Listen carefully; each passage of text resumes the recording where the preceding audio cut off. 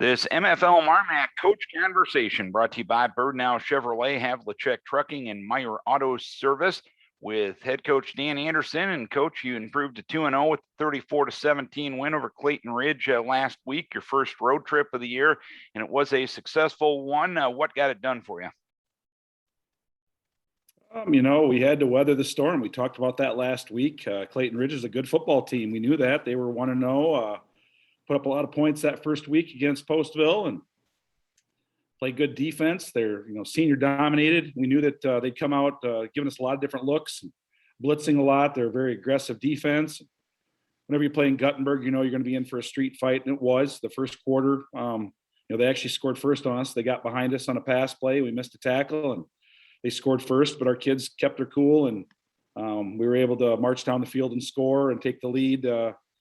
It was a slugfest in the first half, but in the second half, we were able to start wearing them down, and I really thought that our guys took control in the second half. Our defense really dominated the second half, and our offense was able to put a couple more scores on the board, and we were up 34-10 with about 2 minutes left, and got a lot of our extra guys in there to play, and they scored on some of our younger guys. But it was a 34-10 ball game against a very good Clayton Ridge team that I think is going to win a lot of ball games. And just a little thing like Clayton Ridge taking a lead on you and you guys having to come from behind to win a ball game, does that help this team grow a little bit?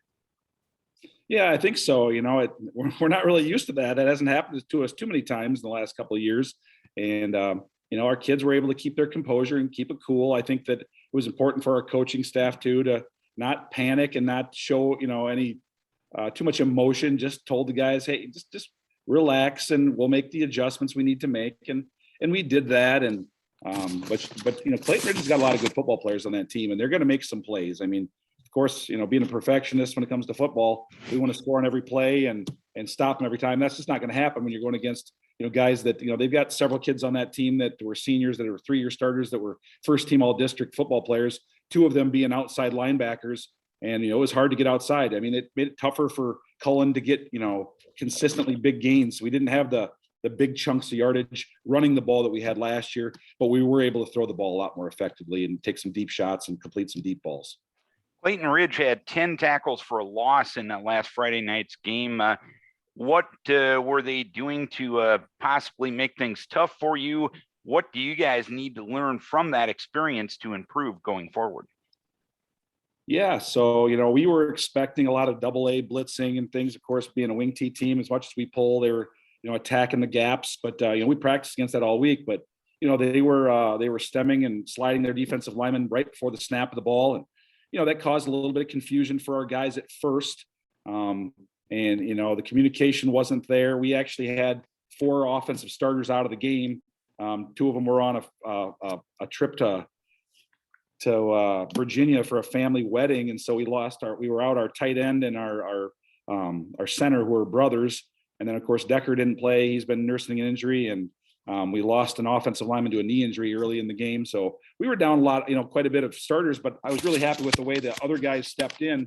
And it took a little while to get going. Clayton Ridge, like I said, they threw a lot of different looks at us. They did a lot of movement with their defensive line, but our guys were able to communicate and finally start figuring things out. It was the same thing that happened last year, and I figured the same thing would happen this year. It just takes a little while. When you have an aggressive defense, you have to figure out what they're trying to do to you. And we feel like that as long as we know what defenses are trying to do, within a matter of a quarter or 2, we can make our adjustments and attack somewhere else. And that's why we took so many deep shots, because they had a lot of guys in the box and they had a lot of guys on the line of scrimmage. And Carver was able to complete several deep balls for big gains. One thing your defense did and really has done over the last few years is take the ball away, and you got back on that turnover train, if you will, the other night with 3 takeaways in that game. What was working for your defense to get back to something that your program has been really outstanding at over the last couple of seasons? Well, we were stripping at that ball, punching it. It was wet that night, and we were definitely we worked our kids strip drill every week and punching and ripping at the football, and to the point where Cullen actually got a personal foul because the guy was on the ground. He was still trying to yank and rip at that ball, and he wasn't trying to be malicious or anything, but he was still trying to rip at that football. And a little after the whistle. But, I think a lot of that has to do with getting the lead. Darren, if you get the lead and you're up by a couple scores, then teams they're kind of playing with one hand tied behind their back. They're throwing the ball a lot more. And so, of course, we know that, and our defensive backs, have a quicker read. Our linebackers have a quicker read, and can get to their drops quicker. And, we can make calls defensively that are better against the pass, and coverages that maybe are a little better against the pass. And that's why we've gotten more interceptions the last couple of years, because we've had a lead on teams and we know they're going to have to throw the ball. And this week is your final non-district game before the games that count to qualify at least for postseason play, because every game does count. Is there anything in particular you're going to be focused on this week that you want to smooth out prior to district play next week? Yeah, for sure. I actually, be honest with you, I thought we took a step backwards a little bit week 2 when it came to tackling and blocking a bit. We missed a few tackles. Some of that credit goes to the Clayton Ridge boys that they run extremely hard. Their running back, that Brody Walls, is just a good running back. He's a big kid, about 185 pounds, and he runs extremely hard. And some of our guys weren't wrapping up, and they were just trying for the big hit, and they were bouncing off of him. So, we will make that a point of emphasis this week to work on our tackling. Our down blocks, I wasn't real happy with that. So last night in practice, we spent a lot of time on just the fundamentals. I told my offensive coordinator, it's not the X's and O's, it's execution. And we have our offense and defense, the schemes that we run, the plays that we run. We don't have to make any changes there. We just have to get a little bit better with our blocking, our tackling, and our pass drops on defense.